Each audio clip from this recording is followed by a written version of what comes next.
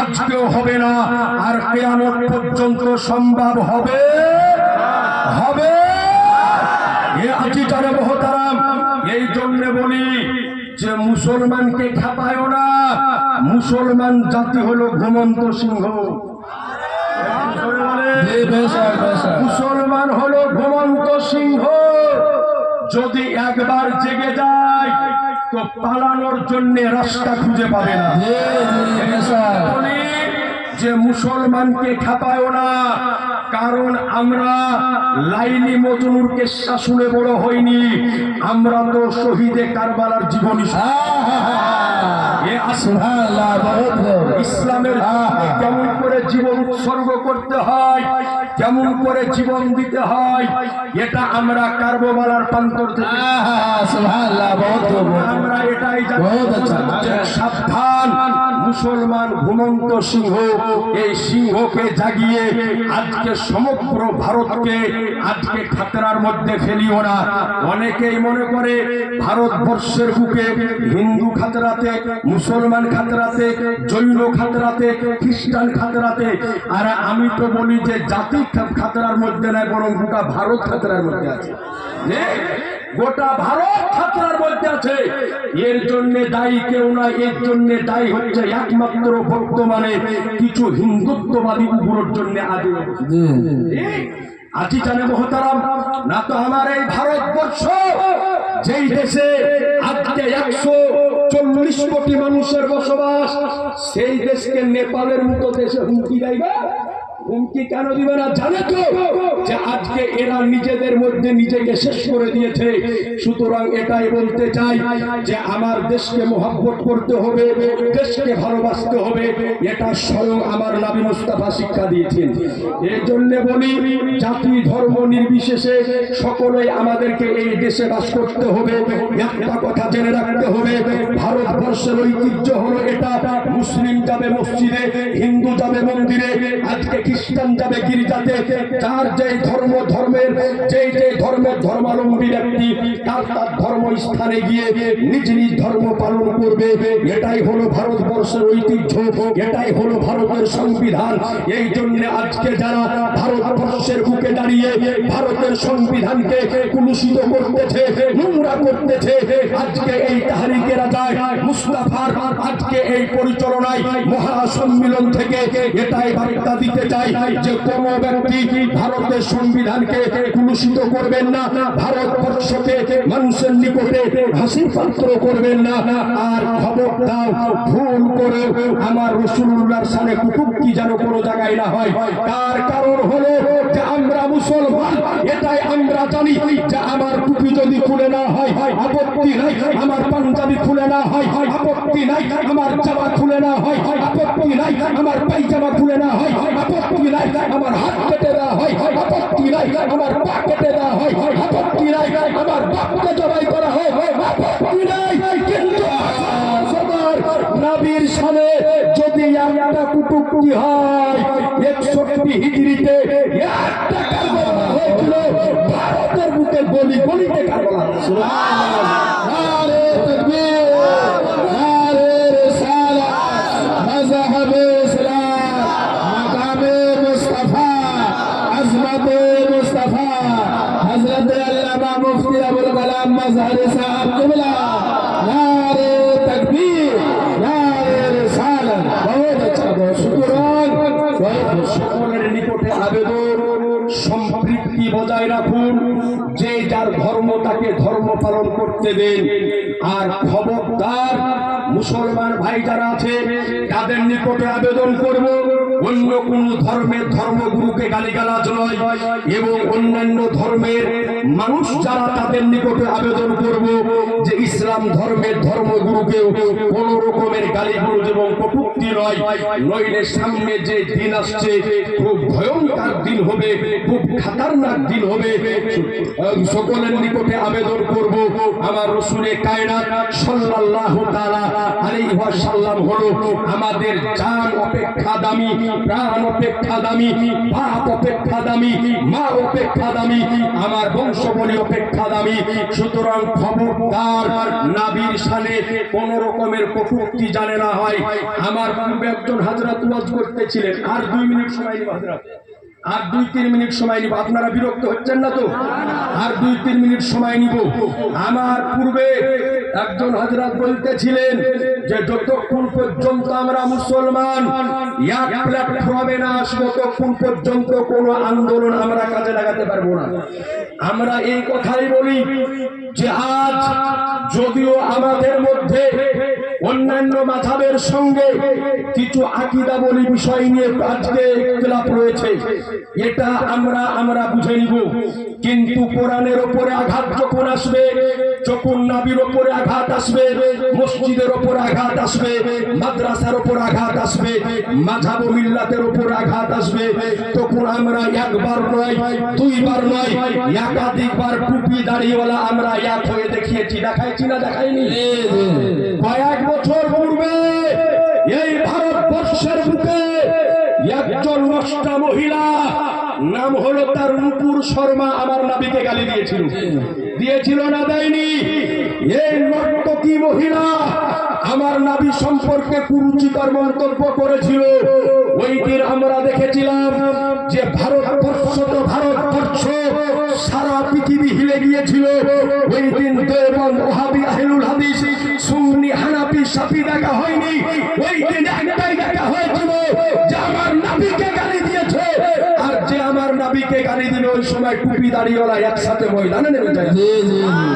আর ওগুলা একবার নয়, একাধিকবার আমরা করে দেখিয়েছি। সুতরাং আবেদন করব আজিজানে মোহতারাম ব্রাদারের ইসলাম, আজ মুসলমানদের উপরে কেমন আক্রমণ চলতেছে। আজ আমাদের নিকট থেকে আজকে অযোধ্যার জমিনের আমাদের পুরনো ঐতিহ্যবাহী বাবরি মসজিদ দখল করে না হলো, এরপরে জ্ঞানবাপী মসজিদ নিয়ে ঝামেলা। এখন সবচাইতে আজকে আমাদের যে বড় এক ঐতিহ্য, যেই দরগা এই ভারতের বুকে 800 বছর পূর্ব থেকে বিরাজমান আছে, আমার খাজাগান রাজা হিন্দুস্তান সুলতানুল হিন্দ মাইনুল হকুদ্দিন খাজা মাইনুদ্দিন চিশতি আজমিরি ও সঞ্জারি রাদিয়াল্লাহু তাআলা আনহুর মাজার শরীফ দখল করার, আজকে তিনার মাজারকে উঠিয়ে দেওয়ার চক্রান্ত চলতেছে। আরে ভাই, ইতিহাস আলগা করে আজ থেকে 800 বছর পূর্বে ওই জায়গাতে খাজা পাককে, যে জায়গাতে খাজা পাক বসেছিল, ওই জায়গাতে আজকে ওই জায়গাতে খাজা পাকের কথাতে উট বসেছিল। ওই উটকে তুলতে পারোনি, আর খাজা পাককে কেমন খাজা পাককে কেমন করে উঠাবে? আজ এটাই বলতে চাই যে কোন ধর্মের ধর্মীয় স্থানকে নিয়ে টানা হেঁচড়া নয়, কোন ধর্মের ধর্মীয় গুরুকে নিয়ে টানা হেঁচড়া নয়। জেনে রাখবেন, এই ভারতবর্ষের বুকে হিন্দু যদি তার ধর্মের কথা বলতে পারে, খ্রিস্টান যদি তার ধর্মের কথা বলতে পারে, জৈন যদি তার ধর্মের কথা বলতে পারে, ইহুদি যদি তার ধর্মের কথা বলতে পারে, হিন্দু যদি তার ধর্মের কথা বলতে পারে, এই ভারতবর্ষকে স্বাধীন করতে গিয়ে আমার একাধিক মুসলমান ভাই নিজের প্রাণ উৎসর্গ করেছে। মাওলানা আবুল কালাম আজাদ নিজের জীবন দিয়েছে, মাওলানা ফজল হক খায়রাবাদী রাহমাতুল্লাহ আলাইহি নিজের জীবন দিয়েছে।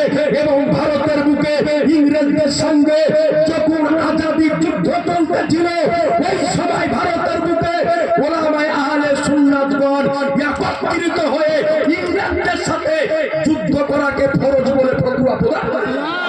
সুবহানাল্লাহ, সুবহানাল্লাহ, নারে তাকবীর, নারে তাকবীর, নারে রিসালাত, নারে রিসালাত, ওলামায়ে আহলে ইসলাম, মাযহাবে ইসলাম, নারে তাকবীর, নারে রিসালাত।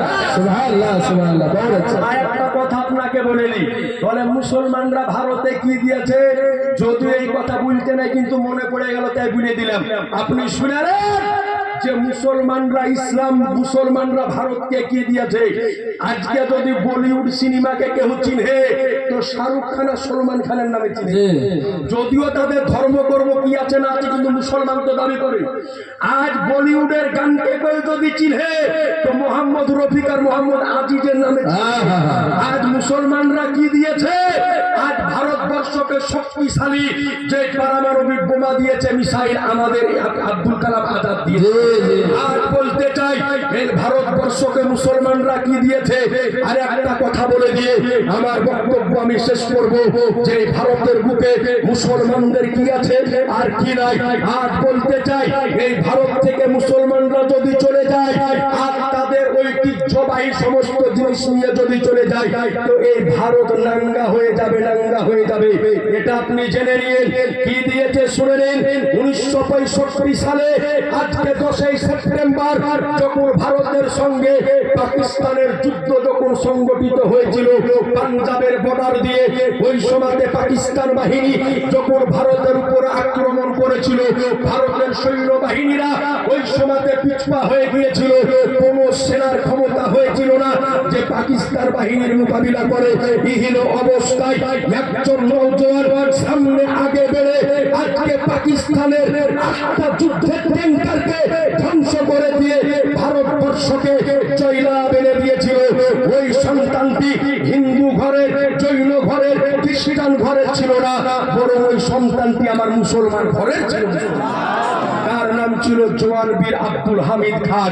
আর কি দিয়েছে এইরকম একের পর এক যদি বলতে যাই তো দিনের পর দিন পার হয়ে যাবে। ভারতবর্ষের বুকে মুসলমানদের যে অবদান শেষ হবে না। যাই হোক আজি জানে মহতারাম, শেষ বার্তা আপনাদের নিকটে দিব যে আমাদের অত্র এলাকার চীনারা আপনার উপস্থিত হয়েছেন। আমাদের অত্র এলাকায় হিন্দু মুসলিম সকলের বসবাস আছে। সকলেই নিজ নিজ সম্প্রীতি বজায় রাখবেন। কোন ধর্মের ধর্মগুরুকে টেনে গাল দিবেন না। হিন্দু ভাইদের নিকটে করজোড়ে আবেদন, আপনারা ইসলাম ধর্মের ধর্মগুরুকে টেনে গালিগালাজ করবেন না। আপনাদের নিকটে আবেদন, কোন হিন্দু বা অন্যান্য ধর্মের ধর্মগুরুকে টেনে আজকে গালিগালাজ করবেন না। আর একটা কথা বলে দিই, অনেকেই বলে যে ইসলাম ধর্ম মানে হচ্ছে জিহাদ করে ইসলাম কায়েম করা। বলে কি বলে? জি না, ইসলাম জিহাদের মাধ্যম দিয়ে কায়েম হয়নি। ইসলাম তলোয়ারের মাধ্যম দিয়ে কায়েম হয়নি।